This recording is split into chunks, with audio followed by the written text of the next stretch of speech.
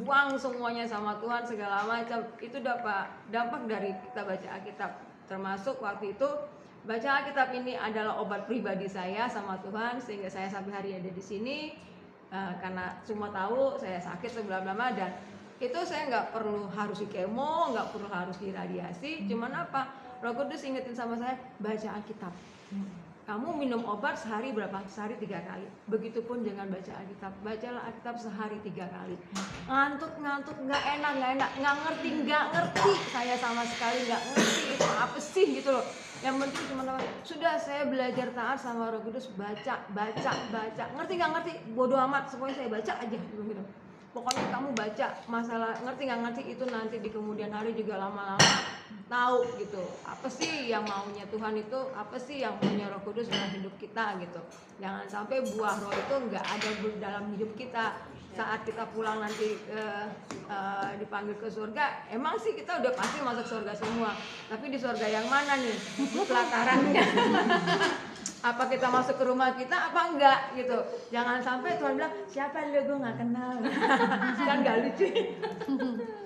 Ya, terima kasih. Sebenarnya masih banyak yang akan saya lakukan untuk pas agape ini, tapi puji Tuhan lah, ini kita udah setahun. Saya bersyukur banget. Saya nangis, Tuhan terima kasih. Dengan berbagai karakter kita gitu loh. Mereka tuh masih mau taat walaupun masih ada yang ngeyel gitu.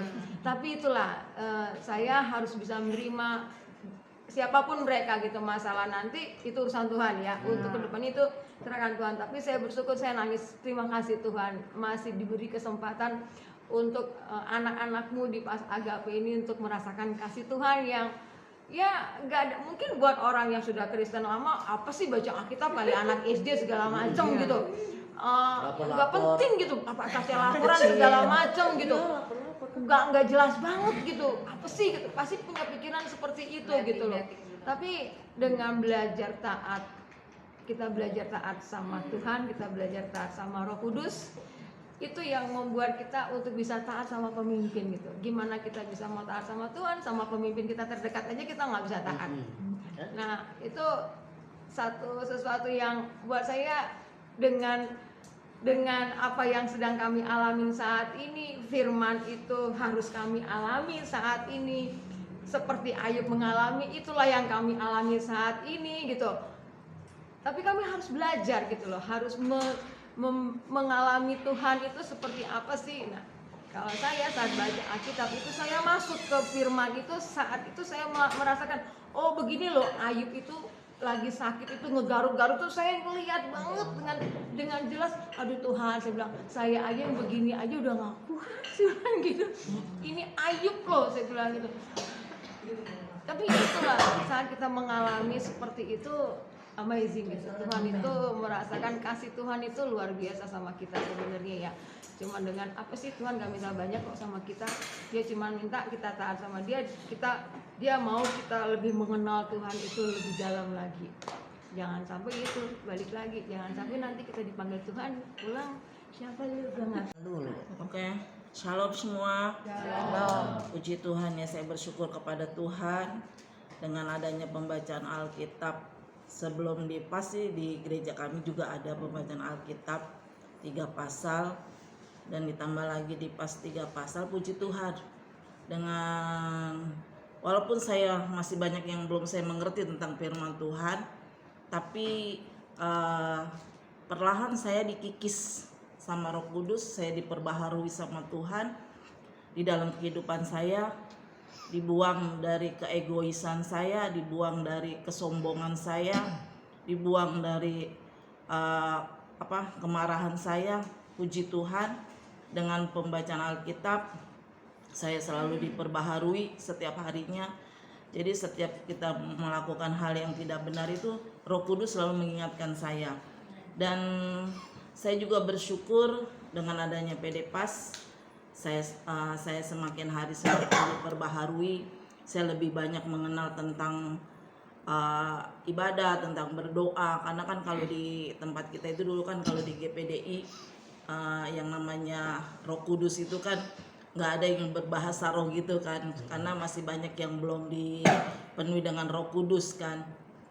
Tapi puji Tuhan sekarang dengan pendeta saya yang baru ini, jadi dia kan tadinya dari GBI, jadi dia ngerti tentang Roh Kudus. Jadi kita benar-benar diaktifkan untuk benar-benar harus bisa menerima Roh Kudus gitu ya kan. Puji Tuhan sih, dengan pembacaan Alkitab ini saya sedikit banyaknya saya diperbaharui sama Tuhan di dalam kehidupan saya. Puji Tuhan. Tuhan Yesus memberkati. Pada akhirnya setelah setahun sebulan selesai semua satu buku ya. Jadi di sini ada yang baru pertama tamat baca Alkitab enggak? Dalam sekali seumur hidupnya. Pertama kali. Yang lain ada yang pertama kali. Jadi ada ya, puji Tuhan. Saya juga bersyukur, pasti ada yang ada juga, ya, pastilah, pasti ada yang belum pernah tamat dari awal sampai akhir ya. Nah jadi waktu itu memang saya sama Sally kan WA-an gimana nih untuk pas gitu. Akhirnya mau baca Alkitab, mau berapa pasal? Tadinya mau 5 pasal, cuma saya pikir terlalu berat ya 3 ada kita ya. Terus mau mulai dari perjanjian lama, kasihan juga kan, pasti kan ada hitungan, bilangan, imamat pasti pusing. Udah kita cari perjanjian baru dulu, selesai kita nggak langsung dari Kejadian, kita ambil dari tengahnya dulu, dari Ayub sampai Maleakhi. Nah udah, baru dari Kejadian sampai ke kitab Ester, akhirnya selesai ya. Tujuannya bukan apa-apa, saudara, bukan buat kita. Justru saya nih mikirin gimana nih anggota PAS tuh supaya tubuh dewasa, mau makan firman. Karena selama ini kan kalau pelayanan semangat nih, mau pelepasan, mau apa, ngusir setan, jago-jago lah istilahnya. Tapi seolah-olah kayak tong kosong, nggak ada pelornya karena firmannya kurang gitu. Sedangkan justru firman itu yang penting ya. Itu kan pedang roh, harus kuat pedang roh kita, makanya harus diisi firman. Jadi memang dalam perjalanan kan ada yang bolong, ada yang ngambek, stop dulu, ada yang lagi nggak enak hati, banyak pikiran, nggak baca, ada yang 2-3 hari nggak baca. Jadi saya WA-in, kenapa kamu kok nggak baca, lagi ada masalah apa? Ada yang keluar grup. Ya makanya. Ada juga yang lama dihimbau ikut, alasan beginilah, saya udah begini. Padahal saya tahu itu orang firmannya dikit, kasihan gitu loh, udah pelayanan tapi jarang baca firman. Setelah sekian lama akhirnya mau sekarang mulai ikut bergabung, puji Tuhan ya. Sebetulnya bukan buat kita, bukan buat kalian sendiri, buat membangun masing-masing iman sendiri itu kebenaran firman Tuhan. Makanya kan tadi kesaksian ada yang mulai pribadinya berubah, karakternya berubah, itu karena efek dari membaca firman. Karena firman itu kan mendidik orang, menyatakan kesalahan, terus bisa memperbaiki kelakuan. Jadi salah satu manfaat firman tuh memperbaiki kelakuan saudara. Jadi mungkin kita sendiri secara tidak langsung, iya ya, saya jadi berubah sih gitu ya. Nah itu dia, lingkungan kita jadi berdampak, terutama keluarga ya, yang terdekat. Nah itulah nanti lama-lama firman itu akan terus membersihkan hidup kita, karena firman itu air yang hidup ya. Itu penting makanya. Jadi jangan pikir setelah tamat satu buku selesai udah stop, jangan. Terus baca sampai Tuhan datang menjemput kita. Karena firman yang kita baca itu akan selalu jadi rema. Kita baca nggak mungkin hafal, saudara. Pasti nanti baca ada lagi hal baru yang kita sikapkan. Ada lagi hal yang baru. Seperti saya nih setiap hari membuat rema. Saya tanya Tuhan, hari ini remanya apa? Tuhan nanti kasih nih, ini nih yang berkesan ayatnya. Terus dikasih gambaran, penjelasan. Nanti Roh Kudus bisa ingetin, ini ayatnya hubungannya sama yang ini, sama yang ini, sama yang ini. Jadi enak gitu loh, Roh Kudus ingetin ayat-ayat nyambung yang berhubungan dengan tema hari ini gitu. Jadi saya bersyukur ya. Jadi saudara terus jangan menyerah, terus membaca firman. Mau lagi bete, mau lagi nggak enak hati, lagi ada masalah, baca terus saudara. Karena itu yang menjadi kekuatan kita ya. Puji Tuhan, saya bersyukur dari sekian banyak hari ini sebetulnya ada 14 orang, satu nggak hadir, satu di luar kota. Jadi kita mengucap syukur sama Tuhan ya, yang memampukan kita. Memang bukan buat kita, Roh Kudus yang beri kita kekuatan sehingga kita bisa selesai membacanya. Puji Tuhan, kita bersyukur ya. Ini saudara jangan anggap laporan tuh seperti ngapain sih? Melatih kita punya disiplin, ketekunan, bukannya apa-apa. Kalau di pas lain lucu malah, saya nggak laporan deh, nanti saya dikira sombong katanya begitu. Ada aja orang berpikiran gitu ya. Padahal buat disiplin kita, mengingatkan kita gitu aja sih, bukan untuk apa-apa. Ada yang lagi. Ya, Udah Saya cuma jalan-jalan tahu semua. kalau saat ini saya sudah pindah ke Serpong kan. Itu juga melanjutkan di dalam pembacaan Alkitab. Yang saya terima atau berkat yang saya terima dari pembacaan Alkitab firman Tuhan itu buat saya ini adalah mungkin spiritual journey saya yang baru gitu. Arti katanya sekian tahun saya sudah spiritual journey saya ya pemuritan lah di gereja. Nah, kemudian saat ini saya mengalami sesuatu yang saya juga mau tidak mau atau benar apa salah juga saya nggak tahu, mengerti atau tidak ngerti, yang penting saya jalani dulu. Apakah ini benar dari Tuhan? Ya, sampai saat ini poinnya adalah saya masih dilindungi, betul nggak sih? Itu jadi kan background saya cukup kurang baik gitu kan. Nah, kemarin itu dalam situasi saya yang kritis, saya agak tidur gitu, mau tidur ya, setelah tidur tiba-tiba ada pintu yang buka. Pintu kebuka, saya kira Ibu Sally gitu masuk. Ternyata saya tengok, Tuhan Yesus gitu. Dia bawa bunga matahari. Nah, itu yang saya alami. Saya mau ngomong, saya mau nanya lebih lanjut, saya mau pegang itu mungkin beliau tahu gitu. Jadi saya cuma dia bilang ini nggak bisa lama, sebentar lagi Sally akan masuk. Satu hal, ingat perjanjian matahari, ingat perjanjian yang seperti matahari. Matahari kan pada setiap hari itu ada matahari, setiap hari kita Tuhan memberkati kita. Jadi apapun yang saya alami, apapun yang saya sedang lakukan, ingat janji Tuhan. Itu yang saya dapat. Jadi banyak hal, makanya saya mau nggak mau, saya harus suka atau tidak suka, bingung atau tidak, ngerti atau tidak, saya tetap baca firman. Itu sudah satu kepastian, satu keharusan bagi saya. Jadi berkatnya luar biasa, karena tanpa saya sadari firman itu yang hidup dalam hidup saya, menguasai pikiran saya, roh, jiwa, dan tubuh saya, terutama pikiran saya. Sehingga berapa kali kan saya suka share itu, ini tiba-tiba saya lagi kadang-kadang juga di kamar mandi lagi nongkrong, Tuhan baca firman, oh ya dapat itu firman, ada rema yang saya dapat. Itu yang saya coba bagikan, share. Nah, benar atau salah ya kita masing-masing saling membangun lah. Itu yang saya dapat. Jadi pada intinya membaca firman itu seperti kita rindu sama Tuhan.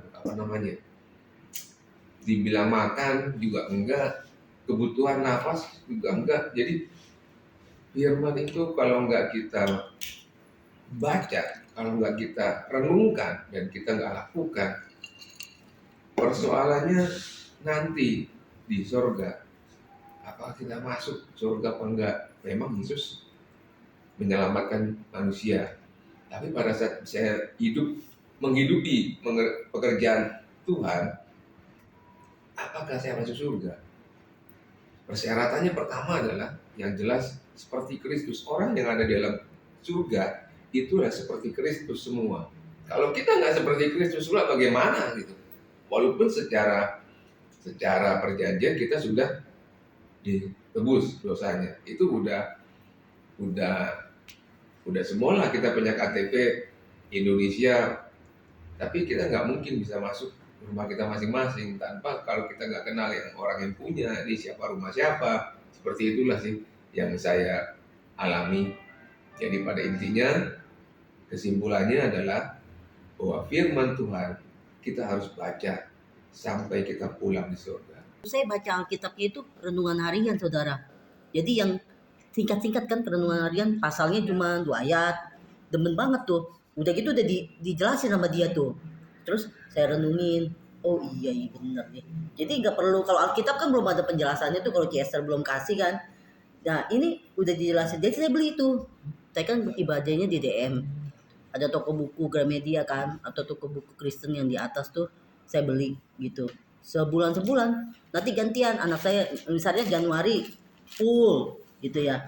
Nah lama kelamaan nggak baca tuh ya, nggak baca karena setelah saya sama suami pisah rumah, maksudnya bukan pisah itu, dia di Bekasi saya di sini gitu, jadi gerejanya ke Bekasi, nggak ketemu tuh toko buku. jarang baca, jadi saya mau baca Alkitab, Mazmur aja lah, Mazmur 62 nih kalau saya lagi ketakutan, hanya dekat Allah saja aku tenang. Terus nanti Mazmur 23, Bapak Tuhan adalah gembalaku. Itu saya baca itu gitu sampai saya dapat kekuatan. Tapi setelah diumumin di pas agape ini harus baca Alkitab gitu ya. Saya pikir gini, ini kenapa sih mesti laporan ya, baca mesti laporan gitu ya.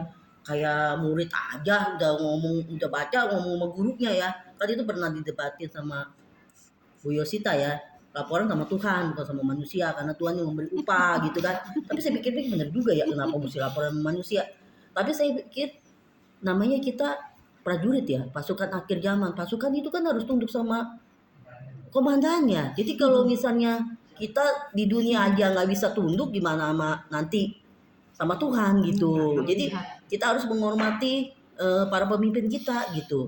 Yang akhirnya saya bilang, oh ini kita kan dulu diajarin tuh di HMC pendudukan diri gitu, kayak gitu-gitu ya, hati Bapak. Terus akhirnya saya bilang, iya Tuhan, saya harus tunduk sama otoritas di atas saya gitu ya. Jadi kalau misalnya ketua PAS ngomong atau tim yang ngomong, saya harus tunduk. Saya ini kan prajurit, saya harus siap gitu ya. Kata anak saya, mama karena wajib sih baca Alkitabnya. Anak saya aja bisa baca gitu loh. Jadi pertama-tama mesti lapor lah, gua aja masih nyuci nih gini ya. Ntar adminnya udah ngomel nih, udah kemalaman cepetan gitu. Gua aja belum baca, nungguin air lama gitu ya. Terus tapi saya bilang enggak, ya kan toko mau tutup gitu kan. Terus masa saya bohong belum baca saya udah lapor gitu ya. Itu kan hati nurani, sebenarnya bisa, saya mau bohong juga bisa, cuma saya nggak begitu, saya mau belajar jujur sama Tuhan gitu ya, karena itu urusan kita sama Tuhan gitu ya. Saya bersyukur dengan saya belajar taat gitu ya.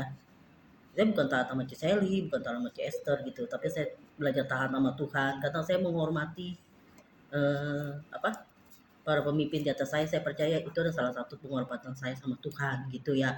Dengan kita belajar Alkitab ini kan kita diajarin disiplin kan ya. Jadi mau bacanya jam berapa disiplin, asal jangan kemalaman, maksudnya gitu. Yalah kalau saya jadi ketua, jadi adminnya juga puyeng, apalagi yang bacanya nggak teratur, sekali 6 pasal 7 pasal, kadang belum harinya dia udah baca gitu ya, gorongan katanya. Saya bilang untung bukan gua adminnya aja ya, kalau deket gua jitak nih kan gitu. Dan saya bersyukur Tuhan beri saya kekuatan. Anak saya juga ngeliat saya bisa rutin baca Alkitab ya. Anak saya yang kecil itu dia juga baca gitu, udah selesai dia malah sampai Wahyu gitu. Mama 3 pasal, aku 6 pasal 7 pasal katanya. Iyalah, kamu kan waktunya banyak, kalau mama kan kerja ya kan. Kalau dia sekolah daripada nonton TikTok mulu, ya mendingan itu gitu ya. Terus dari banyaknya firman yang saya baca gitu ya, saya boleh melihat bahwa karakter saya, ini menurut saya sih ya, tapi nggak tahu menurut teman-teman gitu ya, saya itu sedikit-sedikit berubah. Dulu saya itu orang suka marah loh. Saudara melihat saya orang lucu ya, suka bercanda gitu ya, tapi saya marah loh. Saya bisa marah, apa-apa saya bisa cepet marah, cepet tersinggung. Suami saya ngomong 1, saya bisa ngomong 10. Sampai dia bilang, lu kok nyerocosnya banyak banget gitu.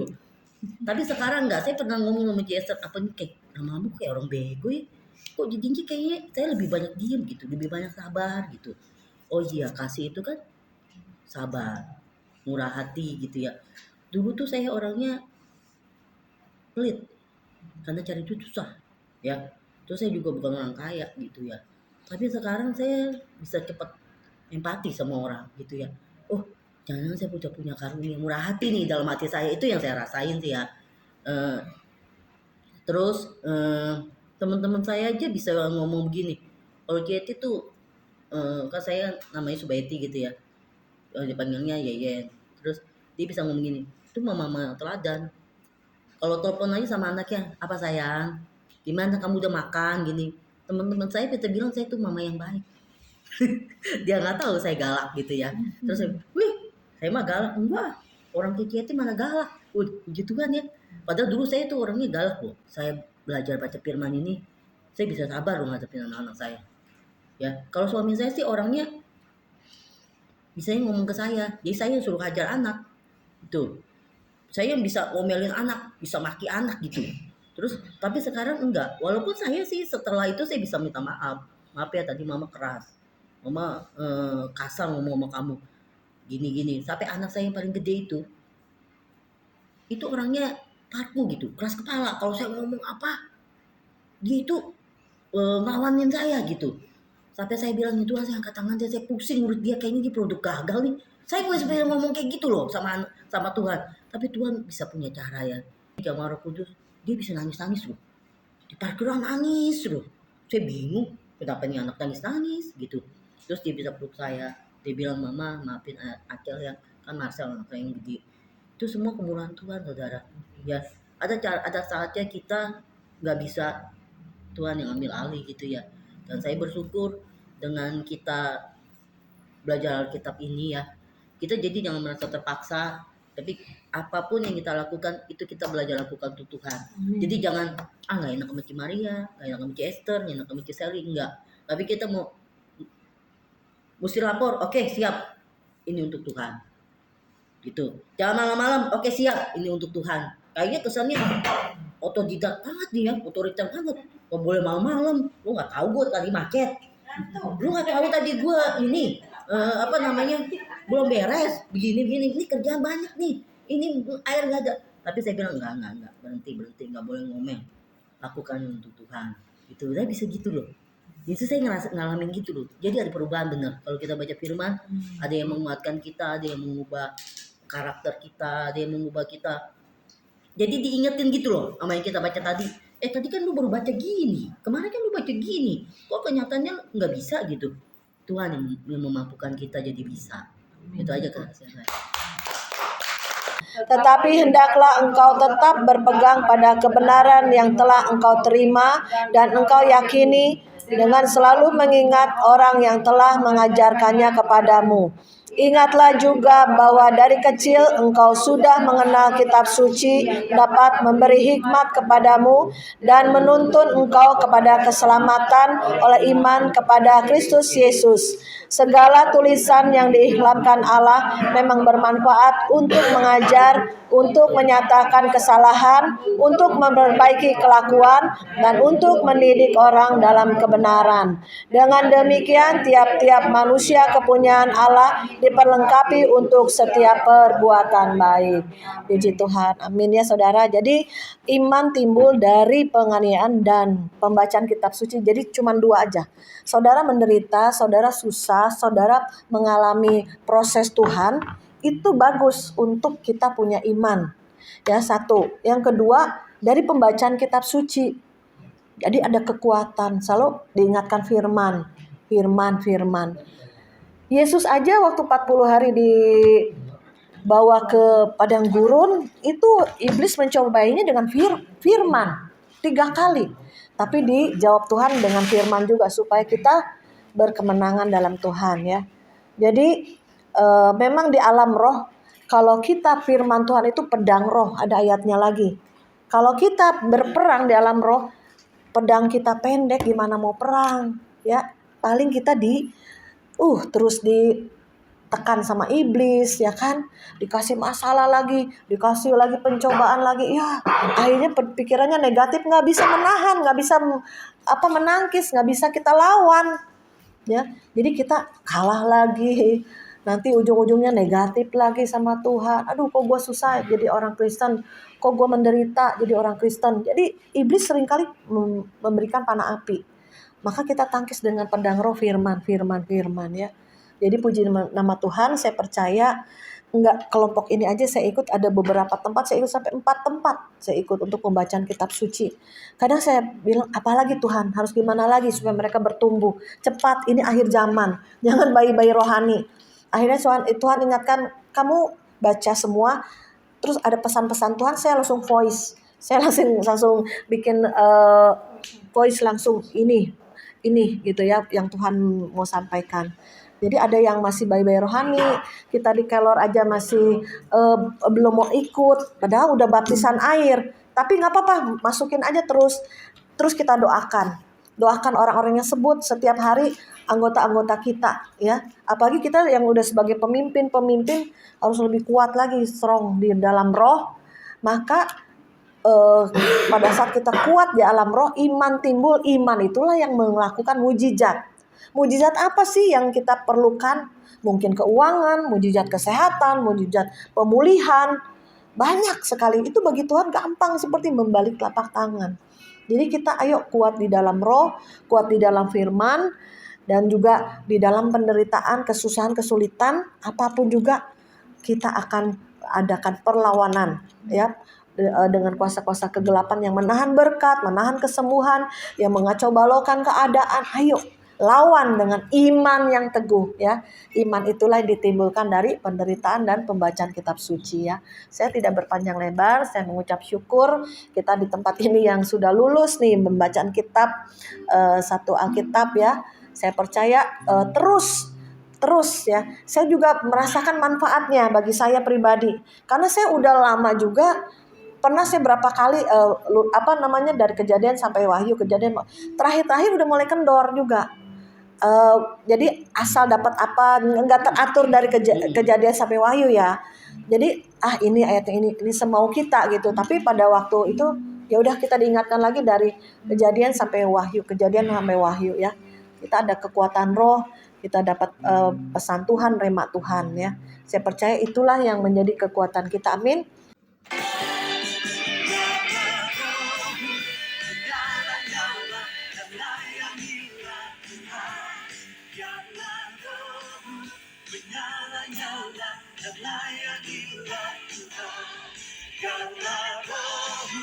Menyala